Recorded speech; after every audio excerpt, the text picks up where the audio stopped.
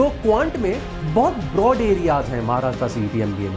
मतलब कभी कभार अर्थमेटिक बहुत ज्यादा आ जाता है, कभी मॉडर्न मैथ ज्यादा आ जाता है, कभी नंबर सिस्टम ज्यादा आ जाता है, और कौन से स्लॉट में क्या ज्यादा आएगा ये भी नहीं पता। केसलेट्स बेस्ड क्वेश्चंस बहुत आते हैं महाराष्ट्र सीईटी में, वो चाहे क्वांट की आप बात करो चाहे आप रीजनिंग की बात करो, दोनों जगह आते हैं। You have to practise those kind of questions as well.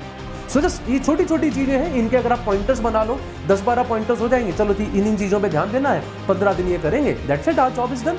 Hi everyone, welcome to this session about LR and QA. Maharashtra CET MBA के बारे में हम लोग आज बात करेंगे।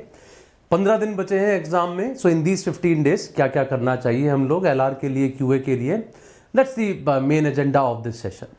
सो मेरे ख्याल से आप सब लोगों को पता है, जब मैं महाराष्ट्र सीईटी एमबीए के बारे में बात करता हूँ तो एलआर और क्यूए मिल के कितना इम्पॉर्टेंट कॉम्पोजिशन है हमारे एग्ज़ाम का, तो इसीलिए ये बहुत ज़रूरी हो जाता है। What best we can do in these 15 days to maximise our score. I try to discuss some of the things through which कोशिश करेंगे कि हमारा स्कोर और ज़्यादा बढ़ पाए। So let's start with that straight away. I move to the first thing. सबसे पहले let's understand how important are these areas. वैसे तो आप सब लोग जान रहे हैं 200 क्वेश्चन हमारे पास होते हैं, जिस 200 में से 25 questions are from abstract reasoning, 75 from logical reasoning, that makes 100 questions in all.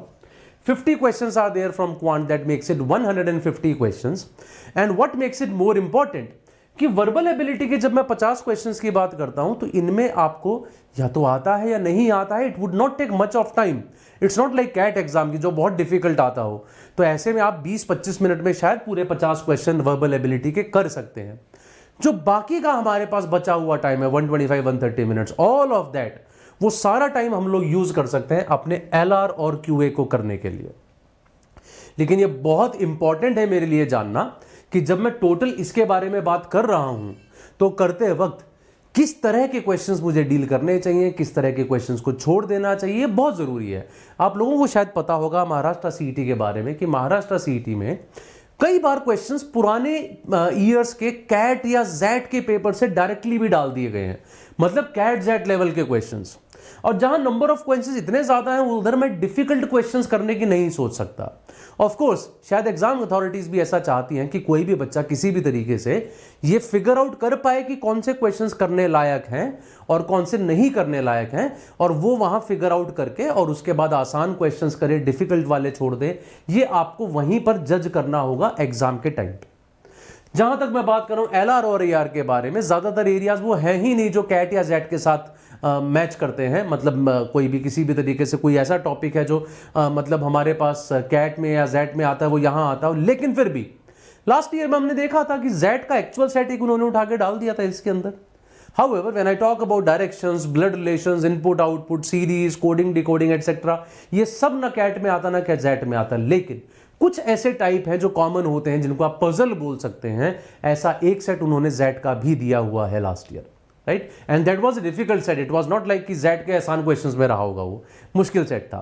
तो 150 क्वेश्चंस के बारे में हम लोग बात कर रहे हैं। इन 50 दिनों में क्या बेहतर कर सकते हैं, उससे पहले एक और चीज मैं चाहता हूं आप सब लोग दिमाग में रखें कि हमारे दिमाग से में बैठती नहीं है कहीं ना कहीं, क्योंकि ज्यादातर एग्जाम्स में नेगेटिव मार्किंग होती है।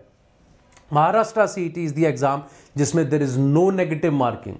नो नेगेटिव मार्किंग का मतलब पूरे के पूरे 200 क्वेश्चन अटेम्प्ट करने ही करने हैं, आए ना आए। I do not have anything to loose.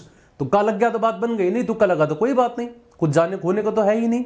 So just make it sure. और कई लोगों के दिमाग में रहता है कि शायद अगर मेरे पास ऐसे क्वेश्चन ज्यादा हैं जो गलत हो गए, चलो ठीक है नेगेटिव मार्किंग तो नहीं होती सर, लेकिन मैंने बच्चों से सुनी है ये बात कि अगर किसी के ज्यादा क्वेश्चन गलत हैं तो उसको एग्जाम वाले जो है ना प्रेफरेंस नहीं देते, उसे देते हैं जिसके कम क्वेश्चन गलत हैं, चाहे उनके स्कोर्स बराबर हों। मतलब मेरे 100 स्कोर है, मैंने 100 किए थे, 100 के 100 ठीक।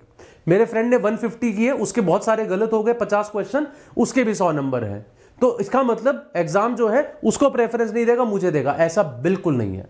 They don't even know about it. Final आपके पास जो स्कोर शीट आती है उसमें ऐसा कुछ लिखा भी नहीं होता है। इसके बारे में चिंता मत कीजिएगा। मेक श्योर कि आपने सारे 200 क्वेश्चन किए।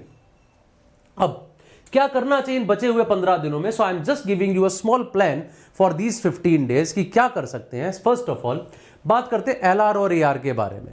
So what I have done, broadly I have categorised the topics into 3 parts. पहले 5 दिन में ये टॉपिक्स कर लेते हैं, अगले 5 दिन में ये टॉपिक्स कर लेते हैं और अगले 5 दिन में ये टॉपिक्स कर लेते हैं। That's what I am just trying to do, ठीक है। और उसमें कोई जरूरी नहीं है किसी पर्टिकुलर पैटर्न में ही इन सारी चीजों को करना है, आप इन टॉपिक्स को आगे पीछे कर सकते हैं। लेकिन एक अगर मेरे पास प्लान होता है ना कि अच्छा ये सब मैंने कर लिया, ये सेट है, अब ये कर लेता हूं, ये भी सेट है, अब ये कर लिया, ये भी सेट है, अब मेरा सारा सिलेबस कंप्लीट हो गया है, so that ways it will be easy for you to do. तो पहले 5 दिनों में look at some of the important areas. आपको पता है अरेंजमेंट बेस्ड क्वेश्चंस काफी आते हैं महाराष्ट्र सीईटी में। 5 दिन लगाइए, आप अपने लीनियर सर्कुलर अरेंजमेंट पे लगाइए, डायरेक्शंस बेस्ड क्वेश्चंस कीजिए, सीरीज कंप्लीशन वाले क्वेश्चंस बहुत आते हैं वो कीजिए, सिलोजिज्म बेस्ड क्वेश्चंस और सिंबल्स वगैरह के क्वेश्चंस आपने देखे होंगे काफी बार महाराष्ट्र सीईटी में। So just attempt these 5 areas in the first 5 days. Attempt से मेरा मतलब यह हर टॉपिक पे कम से कम, जैसे अगर मैं अरेंजमेंट की बात कर रहा हूं, इंपॉर्टेंट टॉपिक है तो कम से कम 5 दिन में इसके 60-70 क्वेश्चन कीजिए। बाकी डायरेक्शंस पे बेस्ड 15-20 क्वेश्चन कर लीजिए, सीरीज कंप्लीशन पे 40-50 कर लीजिए क्योंकि छोटे क्वेश्चन होते हैं, जल्दी होते हैं। सिलोजिज्म बेस्ड कम से कम 25-30 क्वेश्चन कर लीजिए and symbol based 15-20 question, that's more than, क्योंकि उसमें ज्यादा टाइप नहीं बन सकती। अगले 5 दिन जब आप आओगे, 6 to 10 डेज, उसमें जब आप बात करोगे तो कोडिंग डिकोडिंग का टॉपिक उठाइए, स्टेटमेंट आर्गुमेंट वाला question, then we have cause and effect, basically portions which are there in verbal reasoning, blood relations के क्वेश्चंस, कंडीशंस, ग्रुपिंग वाले क्वेश्चंस जो हैं, pick up all those areas in the next 5 days. And when I say pick up, her area को उठाओ, उस पे कम से कम 25-30 questions करो, so that you start feeling comfortable. हाँ यार, अब इसके बाहर से क्या ही टाइप आ जाएगी, so I am comfortable with this area. जैसे देखूंगा मुझे आइडिया मिल जाएगा कि हाँ ये हो गया है। Even this I mean this can help those people as well जो शायद बिल्कुल ही पहली बार अभी तैयारी शुरू कर रहे हैं, करी ही नहीं थी अभी तक, सडनली सोचा महाराष्ट्र सीईटी के बारे में, तो भी doesn't take much of time. In the last 5 days, 11 से 15 में मैं बोलूंगा, इनपुट आउटपुट के क्वेश्चंस उठा लो, सिलेक्शन क्राइटेरिया वाले questions, analogy, figure based questions, cubes and dice and data sufficiency. Pick up all these types and do some questions in the last 5 days as well. ये सारे types आपको easily available हैं, आप internet पे कहीं पर भी सर्च कर सकते हैं। You know don't need to join anywhere, but I would definitely say कुछ मॉक टेस्ट जरूर लिखिएगा, वो बहुत इंपॉर्टेंट है इन 15 दिनों में। उसके बारे में भी मैं बात करूंगा, कौन कौन से आपको लिखने, कब कब लिखने। अलावा इसके 5 मॉक टेस्ट आपको महाराष्ट्र सीईटी खुद दे रहा है, I think they are naming it Atal CET और समथिंग, ठीक है। तो वहां अगर आप वेबसाइट पे जाके देखेंगे तो आपको मिल जाएंगे, शायद 590 या 600 रुपए वो चार्ज करते हैं और उसमें आपको 5 टेस्ट मिल जाएंगे। Another good thing about those test is you will get to know कि किस तरह का इंटरफेस होगा पेपर का, क्या क्या। जैसे अभी तक आपको पता है महाराष्ट्र सीईटी में ये भी होता रहा है, कई बार जंबल्ड क्वेश्चंस दे देते हैं, है ना। इस बार उन्होंने क्या किया हुआ, प्रॉपरली आपके पास 4 ऑप्शंस हैं, आप चाहें तो किसी भी सेक्शन से स्टार्ट कर सकते हैं, इमीडिएटली ड्रॉप डाउन करके चारों सेक्शंस वो दिखाएगा। आप चाहो तो आप एलआर से शुरू कर सकते हो, वर्बल से, क्वांट से। More over that tells us कि अब की बार सारे क्वेश्चंस आपके सेक्शन वाइज ही होंगे, you will not have that kind of problem. केसलेट्स based questions बहुत आते हैं महाराष्ट्र सीईटी में, वो चाहे क्वांट की आप बात करो, चाहे आप रीजनिंग की बात करो, दोनों जगह आते हैं। You have to practise those kind of questions as well. So just ये छोटी छोटी चीजें हैं, इनके अगर आप पॉइंटर्स बना लो, 10-12 पॉइंटर्स हो जाएंगे। चलो जी, इन चीजों पे ध्यान देना है, 15 दिन ये करेंगे, that's it, our job is done. This is something that I need all of you to do in for VR and LR. Quant की जहां तक बात है, तो क्वांट में बहुत ब्रॉड एरियाज हैं महाराष्ट्र सीईटी एमबीए में।